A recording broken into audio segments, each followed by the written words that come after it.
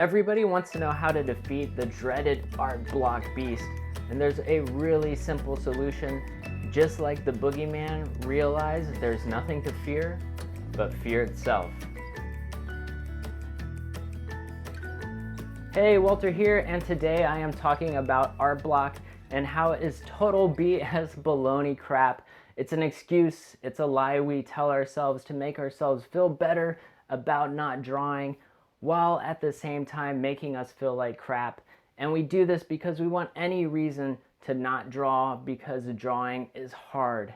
It is so hard. I remember when I first started drawing, a day didn't go by where I didn't debate about never drawing again, about never picking up a pencil and ruining another perfectly good piece of paper. So I understand art block. I understand not wanting to draw. I understand not being able to think of something to draw because anything I drew was going to be total crap.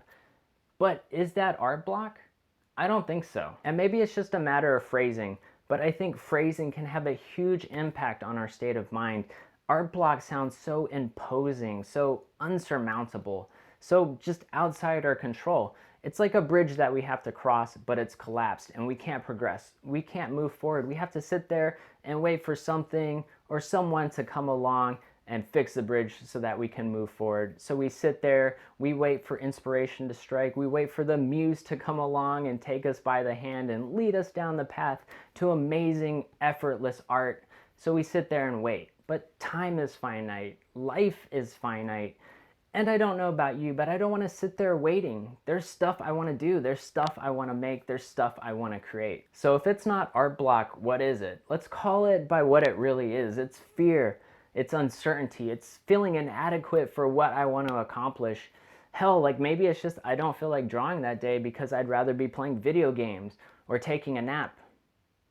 I love naps so hard.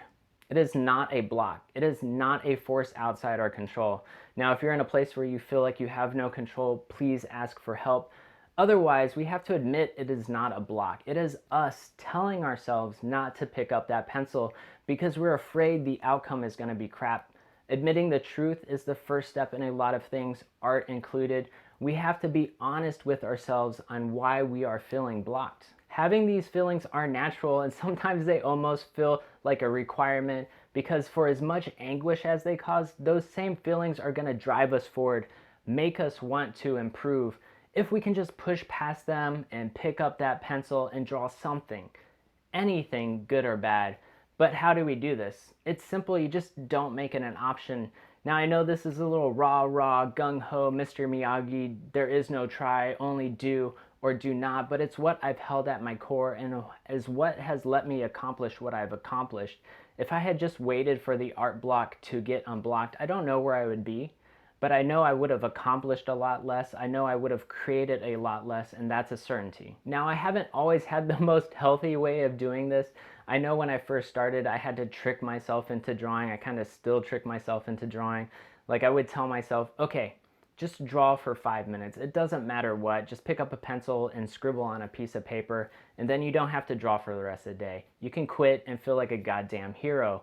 And of course, I didn't just draw for that 5 minutes. Once I was there, I would draw for an hour. I would draw for hours until I finished the piece I was working on.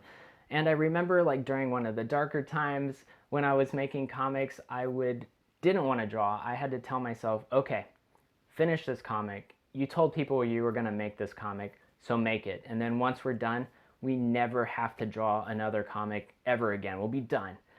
And I know that's a little dark, it's pretty unhealthy, but it did get me through that comic. I finished it, and I finished it by my deadline. Speaking of deadlines, let's talk about schedules. Schedules are everything to me. If you're looking for a muse, look no further than a schedule. I can't trick my schedule.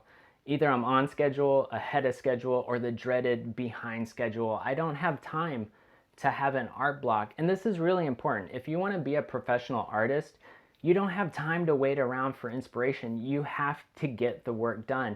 And a schedule is a great daily reminder of that message. A very important thing to know when you're making a schedule is that you need to know yourself.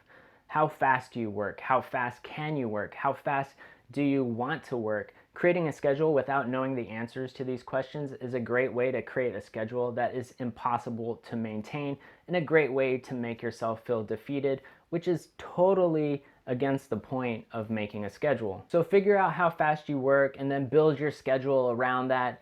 Don't worry about how fast other people work or how fast you need to work to be a professional. Speed is going to come with experience, and experience only comes from doing. So go out there and draw.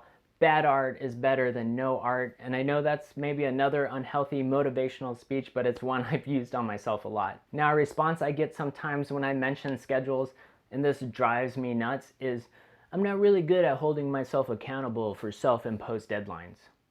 Seriously?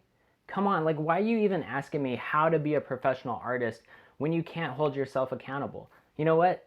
Step one to being a professional artist, take this seriously and learn how to hold yourself accountable. So yeah, schedules.